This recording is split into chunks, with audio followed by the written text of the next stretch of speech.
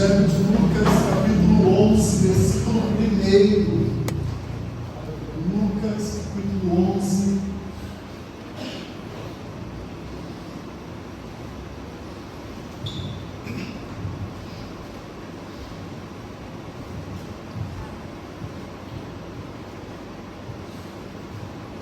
Aproximadamente 20 dias atrás, nós estamos por um período aqui na igreja e essa ministração, essa palavra, ela nasceu nesse período.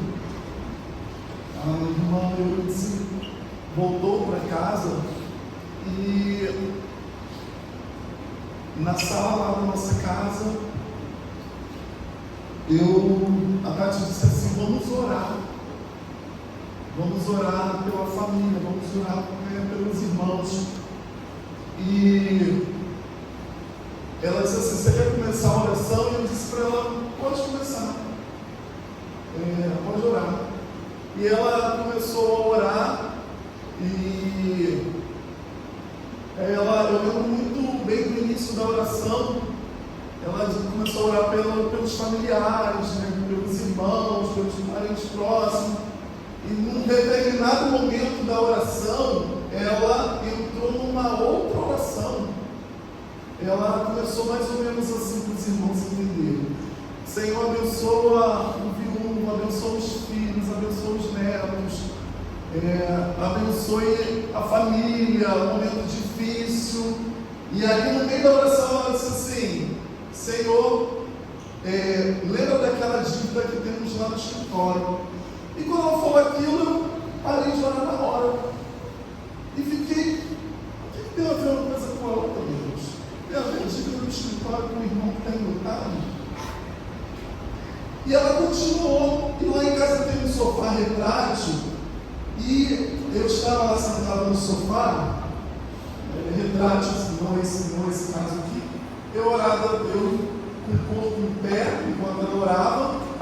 E em determinado momento, quando ela começou a atropelar a oração com outras coisas, eu fui deitando assim no sofá e comecei a entrar num sentimento de insatisfação, para que aquela oração se acelerasse, terminasse. E começou, do escritório, pulou em outro assunto, entrou em outro assunto, e eu falei: meu Deus, o que está acontecendo com essa oração? Aí, naquela insatisfação ali, que eu estava no sofá, na sala lá de casa, a voz do Senhor veio muito forte ao meu coração: a minha igreja não sabe orar. E quando eu ouvi essa voz, eu voltei de novo a ficar ereto, mesmo sentado, ereto.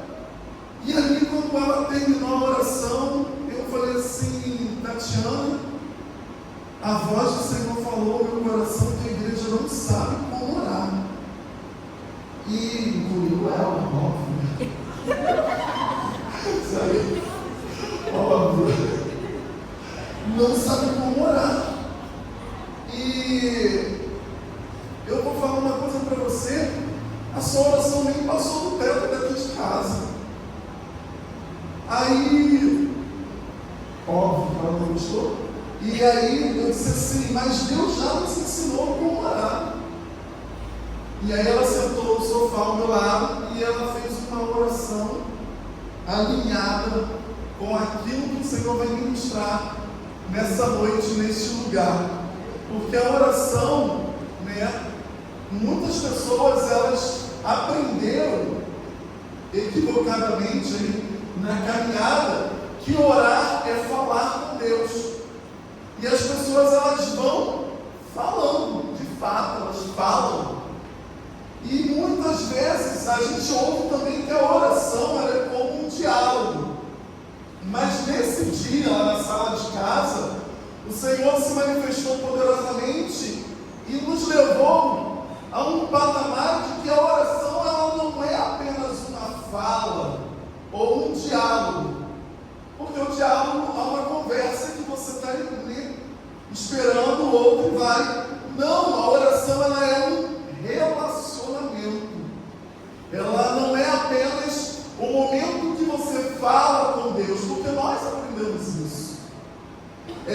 Muitas vezes eu até cometo erros aqui no púlpito de vamos falar com o nosso Deus, mas a oração não é apenas falar com o nosso Deus. A oração ela vai além, porque ela é um relacionamento. Inclui falar, inclui diálogo, óbvio, mas ela é um relacionamento que você tem com o seu Pai, um relacionamento direto, que não precisa de um intermediador. Por isso que nós não precisamos de santos, nós não precisamos de imagem, porque você tem uma ligação direta com o Pai que está nos céus, que ouve as nossas orações. É um relacionamento. E ali é o Senhor, mas como que a igreja não sabe orar? Mas aquilo me deixou assim. Eu fiquei ruminando semanas. E aí o Senhor me fez lembrar dessa passagem. Lucas é a mesma passagem que se encontra no livro de Mateus, mas diz assim, o evangelista diz assim: e aconteceu que estando ele quem? Jesus, a orar num certo lugar, quando acabou, lhe disse um dos seus discípulos: Senhor, ensina-nos a orar. Ensina-nos a orar. Ensina-nos, Senhor. O Senhor nesta noite vai te ensinar a orar. Tudo que você já orou a sua vida, do jeito, não importa, o Senhor nessa noite Ele vai te alinhar com o propósito que é a oração. Ensina-nos a orar, como também João ensinou aos seus discípulos. Nossa. E ele lhes disse, Jesus falando aqui: quando orardes, dizei: Pai, santificado seja o teu nome, venha o teu reino. Por que santificado seja o teu nome? Porque santificação está acima da nossa realidade natural. E quando nós oramos, o primeiro estágio aí da oração, ela é a adoração. Quando você ora, você entra no primeiro estágio, que é a adoração. Depois do primeiro estágio da adoração, você entra no segundo estágio, que é confessar a palavra.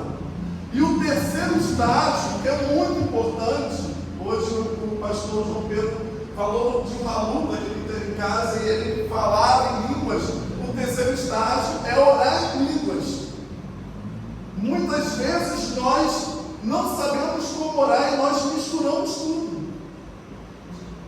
E quando nós não conseguimos seguir um cronograma, que pode parecer uma ordem, mas é um modelo.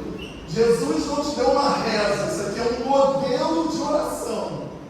Pai, santificado seja o teu nome. Adoração, santificado. Santificado eleva o nome do Senhor acima daquilo que você está vivendo, daquilo que você é. Porque quando você entra no primeiro estágio de adoração, você faz uma oração que nós conhecemos muito.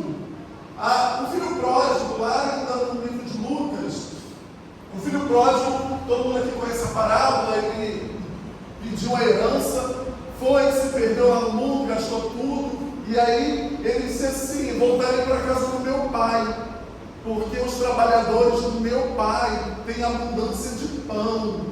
E aí quando ele volta no caminho, a palavra diz, caindo em si, ele volta ali, e quando ele chega diante do pai, ali na parábola, ele diz assim: Pai, pequei contra ti, pequei contra os céus. Porque a adoração, muitas vezes nós fomos ensinados que adorar é quando você ouve uma canção, quando você coloca uma música. Mas a adoração é quando você reconhece o seu estado diante daquele que é o poderoso para fazer todas as coisas.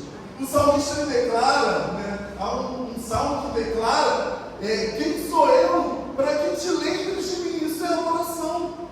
Quando você se veste de pano de saco, de humilhação, e declara no primeiro estágio da oração: Senhor, eu sei que eu não mereço. Senhor, eu Senhor, eu sei que eu não consigo. Isso é adoração. Quando você desce os degraus do arrependimento e da humilhação diante do Senhor. Senhor, eu sei que eu não tenho. Eu sei que, Senhor, mas me ajuda. Porque antes de você pedir que venha o reino dele, que o reino é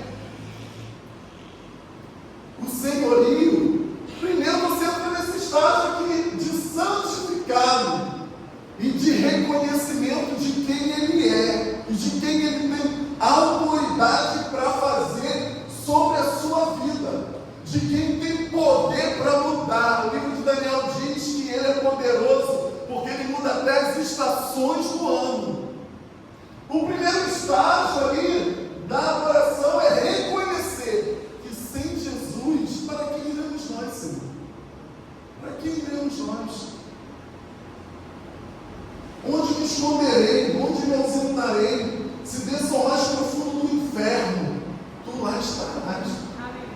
Aonde, Senhor? Isso é oração.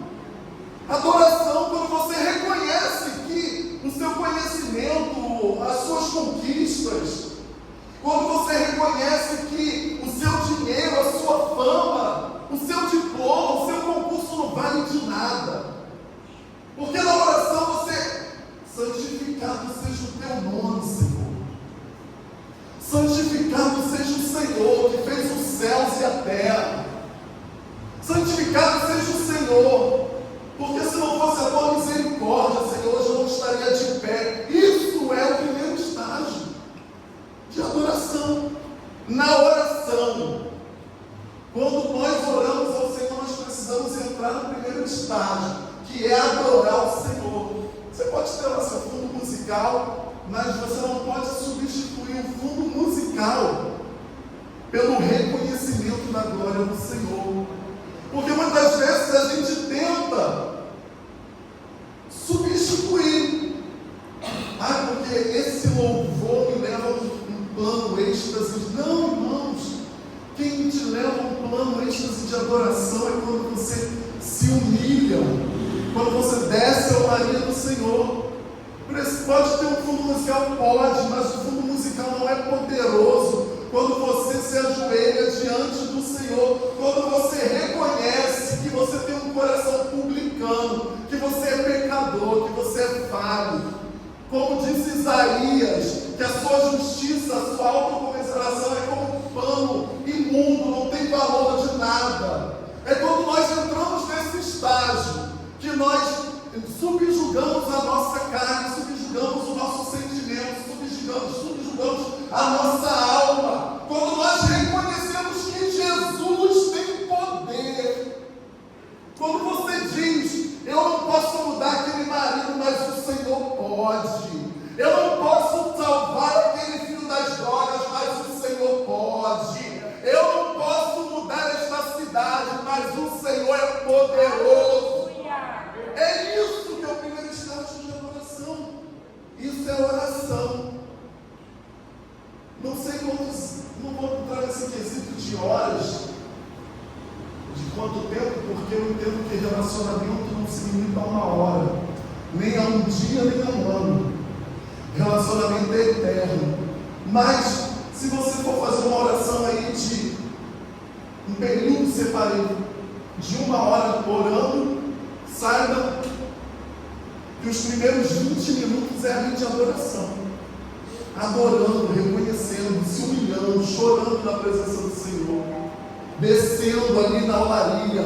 Pode amassar, Senhor, pode me quebrar, pode fazer de novo, e outra vez, e outra vez.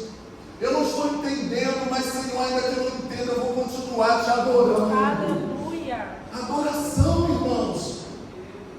Por isso que aquela oração que a irmã Tatiana fez, não tinha nada a ver, ela só estava falando. Como muitas vezes nós ficamos na casa do Senhor, nas reuniões de orações, as pessoas ficam falando, e elas não conseguem entender o modelo de oração universal que o Senhor já nos deixou, como se fosse uma colinha, não precisa seguir, como uma reza. Santificado seja o teu nome, estágio. O primeiro estágio também, ele entra Lucas 18. Vamos lá em Lucas 18, versículo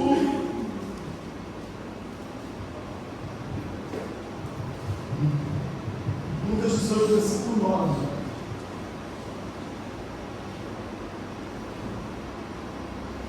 E disse também esta parábola a uns que confiavam em si mesmo. Tá? Você que gosta, que acha que você sabe muito, eu sei muito, eu não preciso da oração de ninguém, eu não preciso do conselho, eu não preciso ler a palavra. Jesus deixou uma parábola para você. Confiavam em si mesmo, crendo que eram justos. Você que acha que estou pronto, não preciso de nada, meu ministério é sozinho, cuidado. Aí, e desprezavam os outros. Próximo.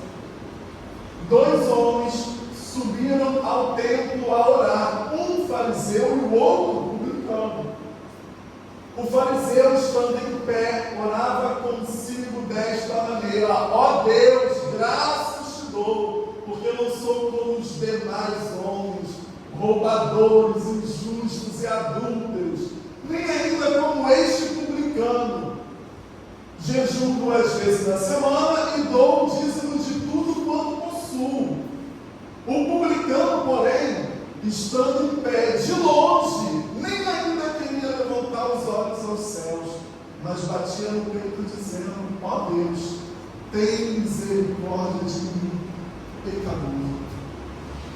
O primeiro estágio da oração é essa oração aqui de coração de publicano, que você reconhece que você é pecador, que você tem falhas, que você erra. É nesse estágio aqui que você confessa para o Senhor: eu sou fofoqueiro mesmo, Senhor, eu gosto de falar da vida de fulano, de Beltrano, sou caloteiro, não compro, não gosto de pagar, gosto de dar em cima da mulher casada. Sou eu, Senhor, esse prostituto.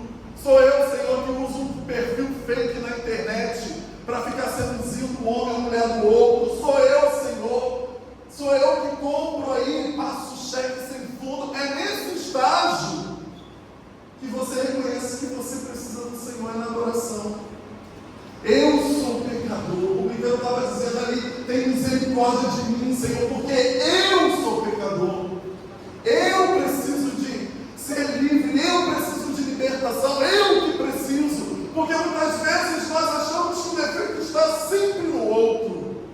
É sempre o outro que é o problemático, é sempre o outro que está dando trabalho na casa do Senhor, é sempre o outro. Ah, se fulano estivesse aqui ouvindo esta oração, ah, se fulano fosse crente, ah, se fulano, quando nós nos esquecemos que a parábola aqui está dizendo que havia um fariseu e havia um publicano, mas o publicano tocou no coração do Senhor com a sua oração. E muitas vezes nós somos como fariseus.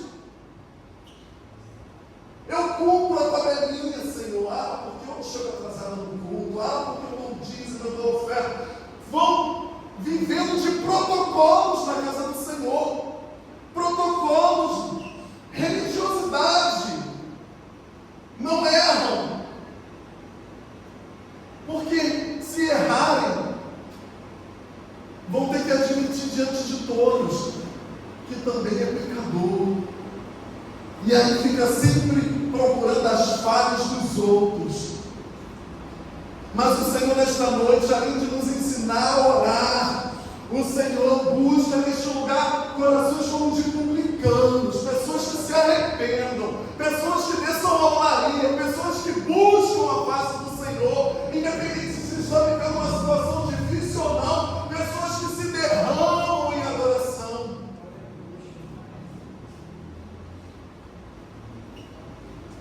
Jesus disse que Ele veio para os doentes, porque os sãos, os curados, não precisam de médico. Você que está ali achando que seu pecado, a sua situação, o Senhor veio para você. O Senhor veio para você. Isso é oração, irmãos. Isso é oração. O primeiro estágio é oração. No primeiro estágio, adoração. Quando nós reconhecemos que nós não temos nada, nós não somos nada, nós não vamos levar nada. Tudo é pelo Senhor, por Ele e por meio dEle, porque dEle, por Ele e para Ele são todas as coisas. Tudo é adoração, isso é adoração. Não é a música que o irmão canta, mas o cantor tal. Não, irmãos. É quando você reconhece as suas fragilidades, as suas calamidades diante do Senhor. Segundo estágio, confissão da palavra de Deus. Confissão da palavra de Deus. Muitas pessoas têm problema nesse segundo estágio. Vinícius, eu oro primeiro, eu derramo, eu choro. Senhor, eu sinto a glória, o mover, mas no segundo estágio, que é a confissão da palavra, eu tenho muita dificuldade. Por dois motivos as pessoas têm muita dificuldade. Primeiro, incredulidade. As pessoas não creem na palavra. Incredulidade. A incredulidade rouba esse segundo estágio da sua vida, de você confessar a palavra. As pessoas, elas acreditam até um certo momento. Elas creem até um certo ponto. Como o irmão Wallace colocou aqui na palavra de dízimos e ofertas, o livro, não acredito que... Aí começa a fazer um monte de costuras. Não, eu acredito no Salmos 23, mas Malaquias 3,10, isso não acredito. Não, irmãos, incredulidade. Incredulidade não te deixa confessar a palavra. O livro de Ezequiel, o profeta Ezequiel, ele diz uma passagem que existiam águas que davam nos pés. Andou 500 metros e as águas davam nos joelhos. E andou mais 500 metros, as águas davam nos lombos. E aí ele não tinha mais controle 500 metros à frente, porque eram águas profundas. Muitas vezes nós entramos nas águas, damos alguns passos na casa do Senhor, mas quando nós sentimos que vamos perder o controle, nós recuamos. E muitas vezes nós não vivemos a totalidade, a plenitude da palavra, porque nós não nos entregamos por completo, por medo, por incredulidade. Nós resistimos à voz do Senhor, porque naquele lugar de profundidade você não tem controle de nada. Naquele lugar de profundidade, os seus conhecimentos não valem de nada, porque é o Senhor que vai te direcionar. E muitas vezes nós ficamos receosos, com medo de entregar tudo diante do Senhor, com medo de confiar verdadeiramente que o Senhor tem autoridade para fazer. Olha que testemunho lindo da irmã fulano, olha que testemunho lindo do irmão fulano, olha como eu ouvi a pregação tal, mas quando chega na nossa vez a gente diz assim: será, Senhor? Será? Logo eu, Senhor.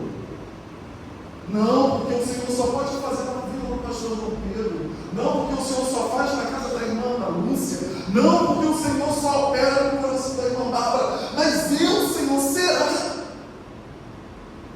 Existem águas mais profundas. Existem águas mais profundas.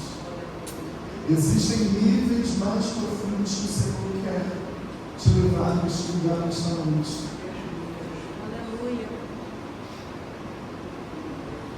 Existem níveis mais profundos. Mais profundo. Como um casal em 2005 mergulhando lá na Indonésia, o tsunami passou por cima deles, destruiu tudo. E eles estavam nos níveis mais profundos. Quando levantou, muitas vezes o Senhor quer nos levar a níveis mais profundos para cuidar da sua vida, para cuidar do seu casamento. Mas você fica relutando, porque você quer ter o controle, porque você quer mandar, porque você quer estar no cargo de autoridade. E muitas vezes nós não abrimos mão e ficamos relutando com o Senhor. Mas nessa noite Deus quer te levar mais profundo, porque ainda que passe como uma onda, um tsunami, não vai te afetar em nada. Você precisa mergulhar. Você precisa mergulhar por inteiro. Mergulhar por inteiro. Mas, como algumas vezes nós vamos à piscina, e a pessoa diz assim: eu só posso entrar pelo pescoço, porque eu fiz o cabelo, não posso molhar o cabelo. Mergulha. Deus cuida de tudo. E nesse segundo estágio de confissão da palavra, nós também temos uma outra situação que nos atrapalha. Nós não lemos a palavra. Aí fica difícil você confessar aquilo que você não conhece. Nós não lemos a palavra. A palavra é poderosa para nos libertar. A palavra nos alimenta. Mas quando nós não lemos, nós ficamos ali com falta. Como diz, falta de vitamina. É a mesma coisa. Muitos crentes, infelizmente, são sustentados pela pregação apenas de quarta-feira, apenas com a pregação de domingo, apenas com... eu vi um vídeo aqui do pastor tal. Irmãos, nós, para confessarmos a palavra, para ter autoridade sobre a palavra, nós temos que ler a palavra. Eu sei que muitas pessoas não gostam de ler a palavra. Vinícius, eu gosto muito de ler, mas eu sei que você não gosta de ler a palavra, porque a gente conhece a palavra pelos estudos. Se você lesse a palavra, os estudos seriam diferentes. Eu sei que você não lê a palavra. Ninguém precisa regular. A palavra, ela vai nos santificando, nos purificando, vai adestrando, a palavra vai nos libertando. E muitas pessoas têm dificuldade nesse estágio por não conhecer. A palavra do Senhor diz conhecer e prosseguir em conhecer. Se você não ler a palavra, você vai ter muita dificuldade no estágio 2, que é confessar a palavra. E como que nós confessamos a palavra? Confessando a palavra. É óbvio. Como que você confessa a palavra? Abre aí, Wilson, livro de Salmos, capítulo 23. Você vai fazer mais ou menos assim. Diz assim: o Senhor é meu pastor, nada me faltará. Você vai abrir a palavra, você vai abrir sua Bíblia. Aqui o Senhor diz que o Senhor é meu pastor. Senhor, o que falta para que eu entregue o controle total da minha vida? Porque se aqui diz que o Senhor é meu pastor e eu estou vivendo perdidamente, o que está faltando? Você precisa alinhar a tua oração com a palavra. Por isso que muitas vezes nós cometemos o erro. Vou voltar de novo da irmã Tatiana, minha esposa aqui abençoada. Nós lemos lá em Romanos 8, falava sobre o quê? Nem a angústia, conhecimento da palavra. Nós precisamos, crentes que não lê a Bíblia, meu Deus, como? Nós precisamos ler a palavra, é a palavra que nos liberta, é a palavra que nos transforma. Você que está tendo um problema aí com a área financeira, você, Senhor, sou dizimista, mas eu continuo vivendo uma luta. Senhor, mas a tua palavra me garante, a tua palavra. Nós precisamos tomar posse da palavra do Senhor. A palavra do Senhor é a palavra. Senhor, nós passamos por uma campanha de cura aqui. Sobre as suas pisaduras nós fomos sarados. A tua palavra diz, Senhor, que sobre as suas feridas, sobre as suas pisaduras, nós fomos curados. Toma posse da palavra. O segundo estágio, você precisa confessar a palavra. Em nome de Jesus, você precisa conhecer a palavra, você precisa orar. Você precisa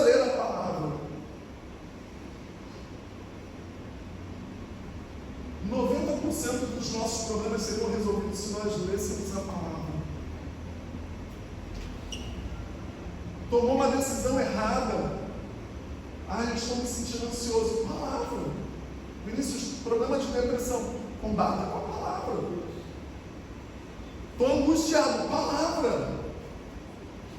Vinícius, eu estou com muita vontade de, sei lá, de jogar tudo para o alto. Palavra. A palavra que vai nos libertar. Irmãos, eu vivi anos nesse ministério sem ler a palavra. Anos. Me alimentando apenas do culto de quarta e de domingo. Apenas do culto de quarta e de domingo. E muitas vezes não, todas as áreas da minha vida que não crescia, não progredia, porque faltava a leitura da palavra. E depois que eu passei a ter a rotina de leitura de palavra, orar a palavra, confessar a palavra, eu comecei a ver as coisas acontecendo. E o Senhor foi liberando, e aí eu fui vencendo as lutas. O segundo estágio de oração é confessar a palavra. Senhor, não aceita esse problema na minha casa. Como o Senhor disse no livro de Josué, eu e a minha casa serviremos ao Senhor. Confessa a palavra. Porque o meu marido foi embora de casa. Senhor, restaura meu casamento. Porque o Senhor fala no livro de Colossenses, o dever do marido, o dever da esposa, confessa a palavra. Estou sendo atacado, Senhor, armadura, que o apóstolo Paulo fala no livro de Efésios, as armaduras, Senhor, o capacete da salvação, palavra no nome de Jesus, a palavra vai mudar a sua vida. Mais do que você correr atrás da oração do profeta, você precisa ter um encontro real com a palavra que liberta.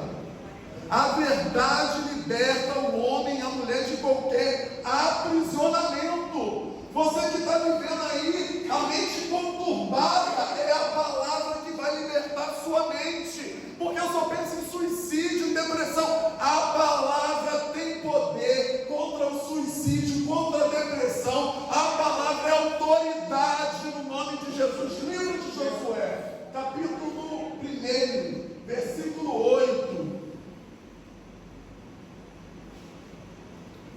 Não se aparte da tua boca o livro desta lei, antes medita nela dia e noite, para que tenhas cuidado de fazer conforme tudo quanto está nele escrito, porque então farás prosperar. Você que não está conseguindo prosperar, que não está conseguindo avançar, que não está conseguindo concluir nada, dá 2 passos para frente e 4 para trás, falta meditação da palavra, falta leitura. Farás prosperar o teu caminho, então prudentemente te conduzirás. Mas eu vivo caindo em golpe.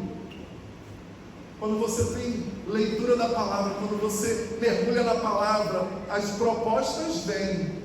Mas o Senhor, a palavra do Senhor diz que o Senhor nos livra de tudo. O Senhor nos guarda de todas as coisas. Aquele que habita no esconderijo do Altíssimo, a sombra do Onipotente, descansará. Descansará. A palavra no nome de Jesus. O terceiro estágio, irmãos. Você, o primeiro, você reconhece que sem Jesus você não é nada. No segundo, você confessa a palavra. O terceiro estágio, como já foi dito aqui, oração em línguas. Esses dias eu estava meditando sobre orar em línguas. O apóstolo Paulo diz que ele falava mais em línguas do que todos. E eu entendo esse versículo porque Paulo viveu um período de perseguição, de tribulação, de fome, assim, muito grandioso. Então, se ele não falasse em línguas, ele certamente não suportaria. Crente precisa buscar batismo com o Espírito Santo, falar em línguas. Quando nós falamos em línguas, ainda que o nosso entendimento natural fique infrutífero, mas as línguas, elas se conectam no trono da graça, e o Espírito fala ao Espírito. em mistérios. Nós precisamos falar em línguas. Terceiro estágio da oração, falar em línguas. Eu vi muitas coisas mudarem na minha vida após a leitura da palavra, mas eu vi assim as coisas dando um salto para mim depois que eu passei a orar em línguas. Depois que eu passei a falar diariamente ali em línguas, orar em mistérios, falar em línguas, buscar batismo com o Espírito Santo. E muitas vezes eu tive ataque na mente, tive situações difíceis, lutas dentro do meu interior, que parecia que eu não ia conseguir avançar, que eu não ia conseguir concluir, e quando eu me debruçava ali em falar em línguas, o Senhor vinha cortando, o Senhor vinha livrando, o Senhor dava ali livramento na minha casa, abria as portas. Falar em línguas é o terceiro estágio da adoração. Porque tem crente que acha que falar em línguas é só quando você está num culto pentecostal. O irmão está tocando, aí eu falo em línguas. Não! Falar em línguas faz parte do relacionamento que você tem com o Senhor. Falar em línguas.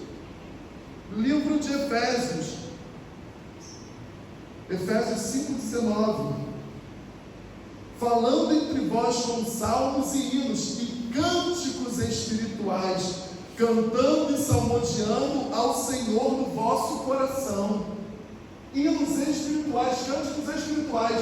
Eu estava assistindo um casal de missionário que disse que na Indonésia os irmãos chegam no culto falando em línguas e louvando, para expulsar as opressões que tentam atuar no culto.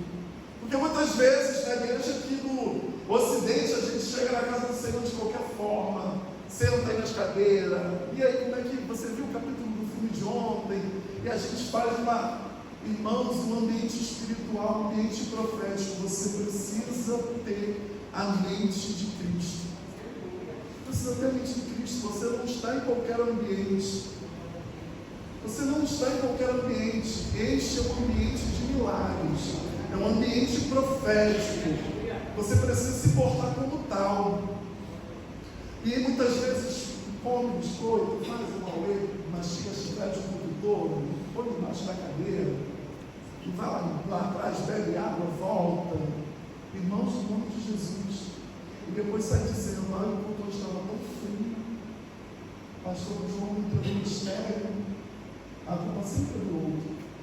Falar em mistérios, no nome de Jesus. Livro ainda, 1 Coríntios, capítulo 14, versículo 15.